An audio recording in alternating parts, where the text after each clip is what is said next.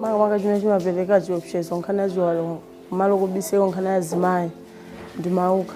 Mwina amatha kuopa kuti mwina zimatha kupweteka. Amaopa chifukwa sanamve bwinobwino mmene zimakhalira. Matati adziwa suti angakhale ndi mantha.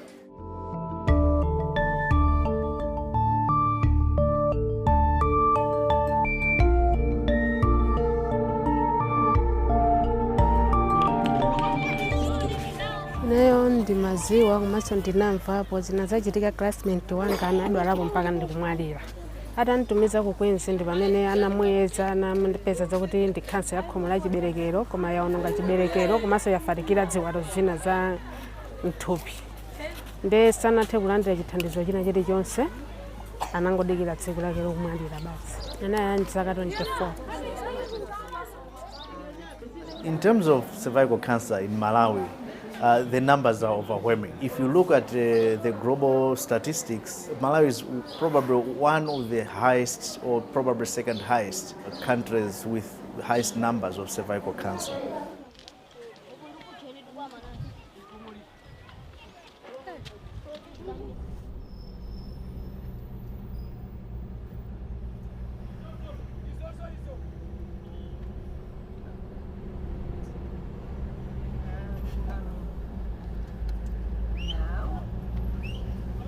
We are going to Blantyre, specifically in the Mvura area, where we're going to do community mobilization to educate people about cervical cancer so as to create more awareness so that more women should be going for cervical cancer screening.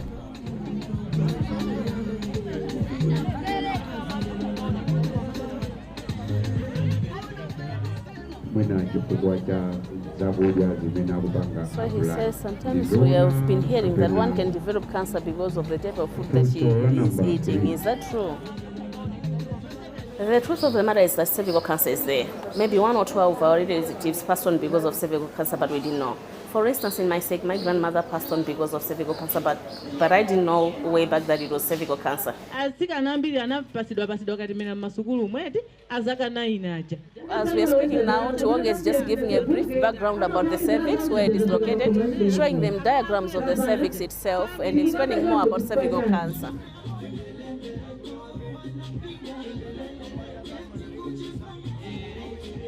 Azimai tikakhala m'magulu nthenda imeneyi amakambirana ndithu momasuka kuti ndi nthenda yopsa komano sitimaziwa kuti titani chifukwa tinali tisanaphunzire kuti khansa iyi ndi chani imayamba bwanji timangokambirana kuti nakatipanga bwanji. Ineyo kunena zoona sinayezesepo khansa ya khomo la chiberekero koma ndi mmene ndaphunzirira lero mawa ndinyamuka ndipita ndikayezesa khansa ya khomo la chiberekero ndipo ndikayezesa pa Blantyre clinic ndi pafupi nditha kuyenda.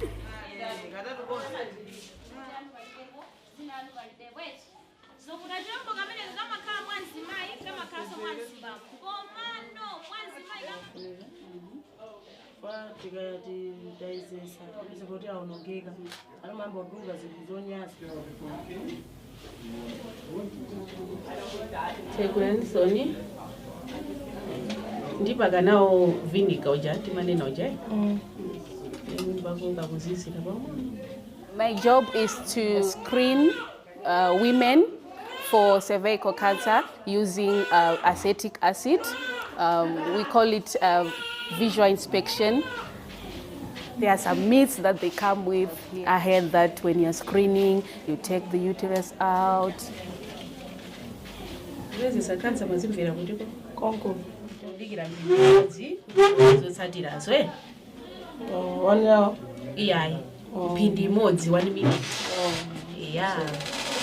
Ndikana kwazisa zizanga kufunika kwake kuti adziwe ubwino wakuyezesa khansa ya chiberekero.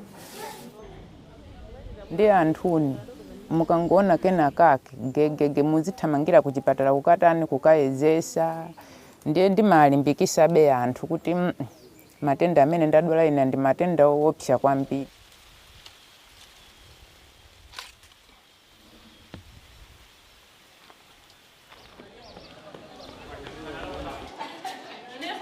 The only challenge that comes out of the screening is that we know there are 3 results that will come out. You're normal, and that's safe and good for you. Number 2 is you have a positive lesion, If it's treatable at that health facility, you're also safe. You're well and good. But then it only becomes a challenge, a huge challenge, when you have a suspicious lesion that you need a pathology, you need a biopsy.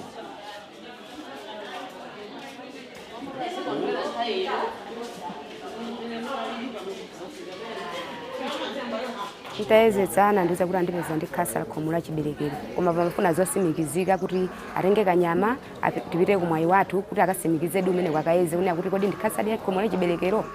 At the moment, the whole country, there's only one public hospital where you can actually do histopathology of these samples. So that's in Lilongwe. Now, what does that mean? It means even though there's a huge burden, there are very few of them that will access the actual care that they require.